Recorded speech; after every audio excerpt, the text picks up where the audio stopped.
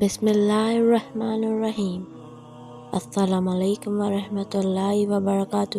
حدیث صحیح بخاری، کتاب وحی کے بیان میں۔ حدیث نمبر 3۔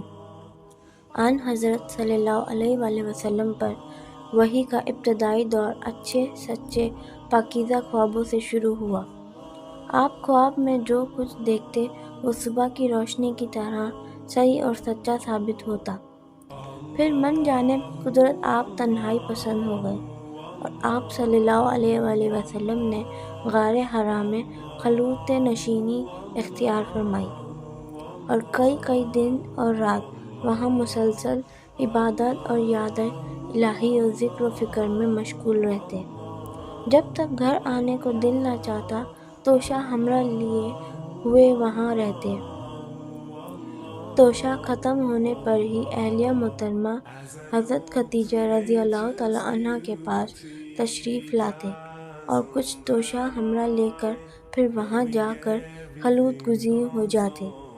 یہی طریقہ جاری رہا یہاں تک کہ آپ پر حق منکشف ہو گیا اور آپ غار حرا ہی میں قیام پذیر تھے کہ اچانک حضرت جبریل علیہ السلام آپ کے پاس حاضر ہوئے اور کہنے لگے کہ اے محمد پڑھو۔ آپ فرماتے ہیں کہ میں نے کہا کہ میں پڑھنا نہیں جانتا۔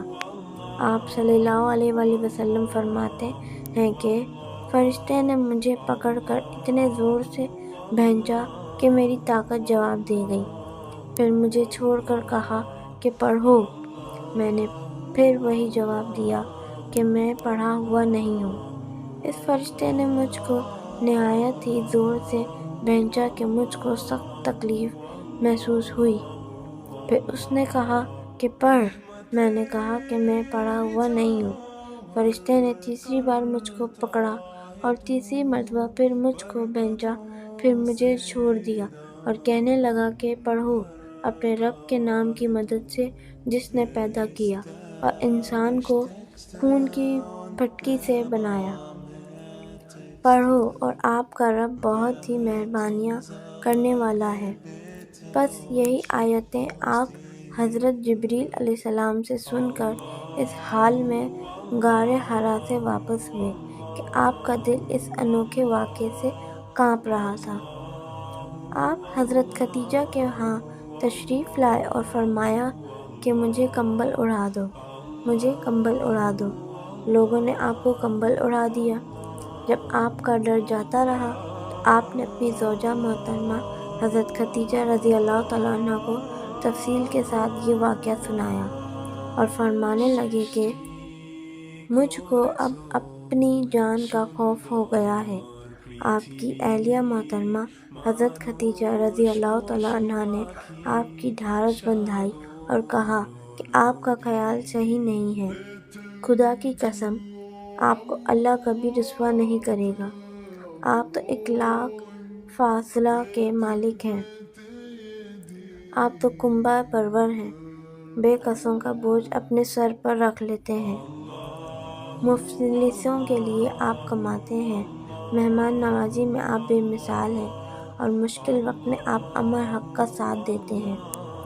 ایسے اوصاف حسن والا انسان یوں بے وقت ذلت و خواری کی موت نہیں پا سکتا۔ پھر مزید تسلی کے لیے حضرت خدیجہ رضی اللہ تعالیٰ عنہ آپ صلی اللہ علیہ وسلم کو ورقہ بن نوفل کے پاس لے گئیں جو ان کے چچا زاد بھائی تھے اور زمانہ جاہلیت میں نصرانی مذہب اختیار کر چکے تھے اور عبرانی زبان کے کاتب تھے، چنانچہ انجیل کو بھی حسب منشائے خداوندی عبرانی زبان میں لکھا کرتے تھے۔ انجیل سریانی زبان میں نازل ہوئی تھی، پھر اس کا ترجمہ عبرانی زبان میں ہوا۔ ورقہ اس کو لکھتے تھے، وہ بہت بوڑھے ہو گئے تھے، یہاں تک کہ ان کی بینائی بھی رخصت ہو چکی تھی۔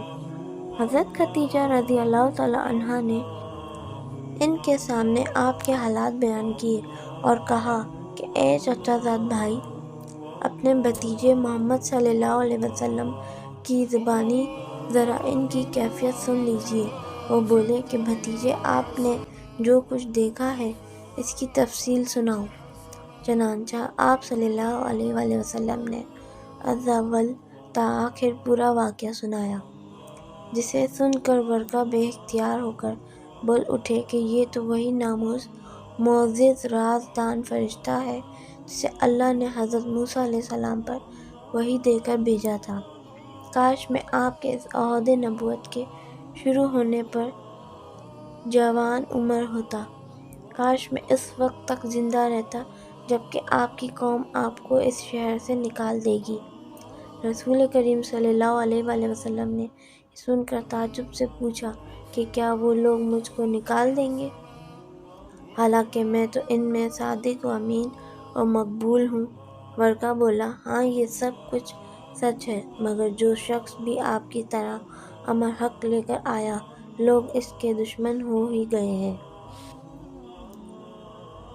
اگر مجھے آپ کی نبوت کا وہ زمانہ مل جائے تو میں آپ کی پوری مدد کروں گا۔ مگر ورقہ کچھ دنوں کے بعد انتقال کر گئے، پھر کچھ عرصے تک وحی کی آمد موقوف رہی۔